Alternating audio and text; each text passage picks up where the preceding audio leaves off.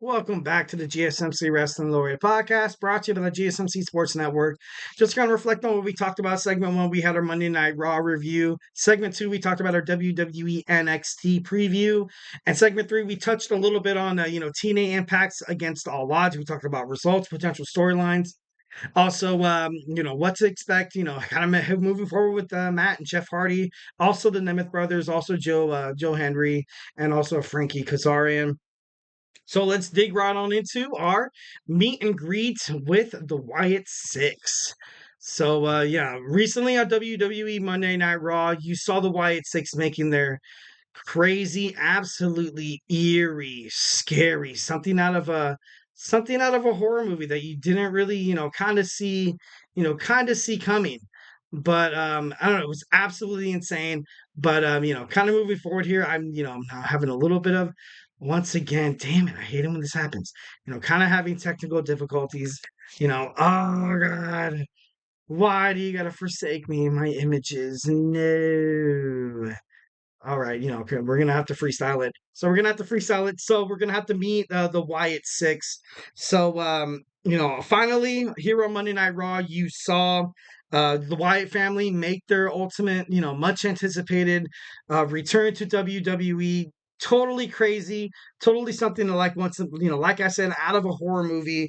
And the entrance was something. Oh my God, it was crazy. Just demolition, destruction, chaos. It was, bodies everywhere, blood everywhere.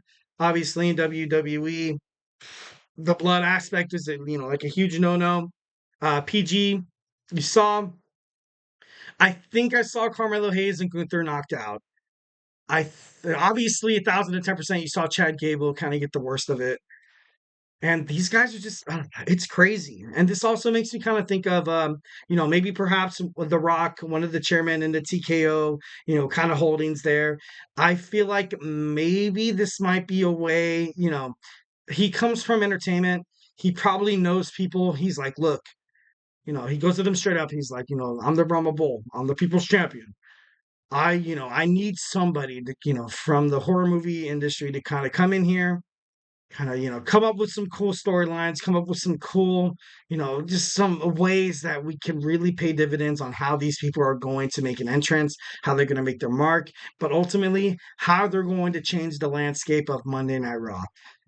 I feel like that was a huge thing, and I feel like obviously I could be wrong. Maybe The Rock didn't give two craps about like this segment, but he's from Hollywood.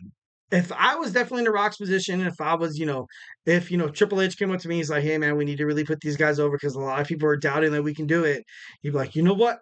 Wait 1 minute. It doesn't matter." I'm just kidding, no. But I feel like The Rock, having The Rock kind of have it, it's in good hands. It's in good hands. Very, for me, I love it 1,010%. So kind of moving on.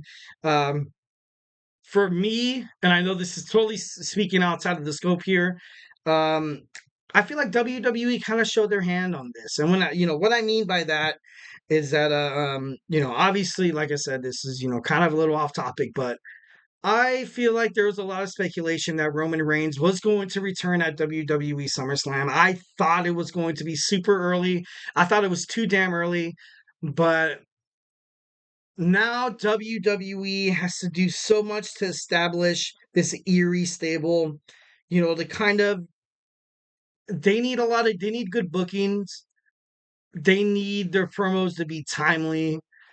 They need the attention of the WWE universe and WWE executives, which makes me think that I feel like maybe Roman, that makes me feel like right now, if Roman Reigns comes back, it would absolutely take off the attention and the momentum of the Wyatt, of the Wyatt Six. So I feel like WWE kind of showed their hands on this. That it was, kind of gave me like a little bit of a, kind of like, okay, Roman Reigns now, I don't think he's going to come back within the next 6 months. But that's just me. That's just me. I could be wrong. Sports entertainment, shocking as hell. Could be kind of crazy. But yeah, honestly, yeah. So, did the Wyatt Six save Monday Night Raw? Monday Night Raw has recently, their ratings have been decreasing. A lot of people blame it on the NBA playoffs and stuff like that, but that could be part of it. But then you also have Monday Night Raw. It's a 3-hour show. It's been revolved around the Judgment Day for so very long, and a lot of people, a lot of wrestling universe fans know that the stable of the Judgment Day is going to ultimately implode one day. And honestly, it's kind of happening right now, and it's crazy. And they need something after that, and I feel like the Wyatt Six is going to be perfect, definitely 1,010%. But once again, I'm gonna reiterate on this. I've seen this happen before. You had the Fiend, the Universal Champion, lose against Bill Goldberg in a match.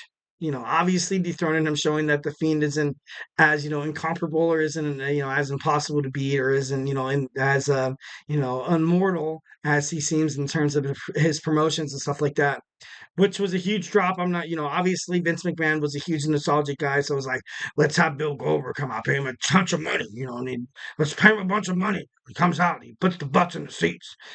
So I, hope that this is ultimately done right. I read on TikTok, not TikTok, I read on Twitter/X that Vince Russo says that there's no way in hell that this stable is going to work out. There's no way that WWE is going to kind of make this happen. And I beg to differ. I beg to differ, because this was a lot of the way I kind of thought of in terms of like the bloodline when when Roman Reigns was the champion, when they brought Jimmy and Jey Uso, I was like, oh, obviously the Samoan family, oh, that's cool, but we all kind of saw that coming, not much of a big deal, not really sure how it's going to play in terms of storyline on their given brand. I think it was SmackDown. I think it was still SmackDown. I could be wrong. And then you saw Solo Sikoa come out, and I was like, man, this guy Roman Reigns is unbeatable. You can't defeat this guy. And then Cody Rhodes loses at WrestleMania 39, and I was like, dude, this like stable, like I feel like it's gonna be dead. And then they had the Civil War. Well, no, before the Civil War, they had the Honorable Uso. They had Sami Zayn come in, and then they had the Civil War, and then they had Jey Uso, kind of siding with Sammy. And then you had a little bit of uncomfortability between the bloodline. And then you saw Roman Reigns wanting to kick out Sami Zayn.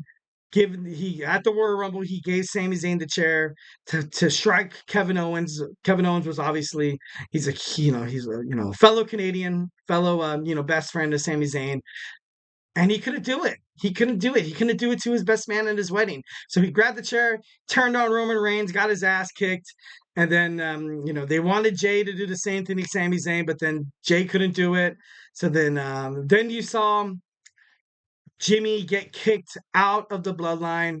And then Jay was like, you know what? You out, that means I'm out too. Sticking by his brother, sticking by his brother's side. Obviously, Jimmy wasn't able to kind of do the same thing. So then for a moment there, you kind of saw Roman Reigns and Solo Sikoa. You had that like that oh crap moment, like what could be next. And that's what I feel like. I thought this storyline between the bloodline was going to be trash. I didn't think it was going to be, I didn't think it was going to amount to anything. Obviously, you had the Usos as the longest reigning tag team champions, and you have Roman Reigns as top 5 title holders in WWE professional wrestling. Next to Bruno Sammartino, Hulk Hogan, and all that, Bob Backlund. So this could work. This could work. So, obviously Vince Russo is a huge, reason why the Attitude Era was such a hit. Obviously was, not really, fond of Vince McMahon. That's the reason why he kind of left to WCW. But, I don't know, it's kind of crazy. So let's go ahead and meet the Wyatt Six. We have Joe Gacy. Joe Gacy is Huskus Pig. I don't know if any of you guys remember, the Bray Wyatt, the Firefly Funhouse. Hi guys, and then recently, you saw Joe Gacy on WWE NXT kind of adopt a new complex and kind of twisted character. So now he's Husky's pig. Nikki Cross is Abby the Witch. Got a lot of people. Obviously, the only girls. But Nikki Cross has always kind of been a little bit of a sporadic, yet unhinged kind of individual. She's no Nikki ASH anymore. Obviously, when she won the championship, I loved it when Nikki Cross was champion. That was cool. And when she was, Women's World Tag Team Champions with Alexa Bliss, which I don't know if Alexa Bliss is going to go anywhere near that family as soon as they debut. But it's it's going to. Well, obviously they did debut. They did debut. I mean, when she debuts, is she going to hint at like a potential like a I still kind of feel like they're targeting Braun Strowman still because if Braun Strowman enters that clique, like these guys are going to be unstoppable. Unstoppable. So, should be kind of interesting kind of moving forward. Next, we have Dexter Loomis. Dexter Loomis as Mercy the Buzzer. Dexter Loomis has always kind of had, he's always been like an intriguing character within WWE. He's always been kind of mysterious. He had this stalker, kind of montage where he was with, where he was stalking The Miz and The Miz didn't want anything to kind of do with him. So now you kind of have this 40-year-old finally land up on a stable that hopefully does something with his, with his talent and also his in-ring capabilities. Love Dexter Loomis. Love that he found a way to kind of join Bo Dallas in this, stable here.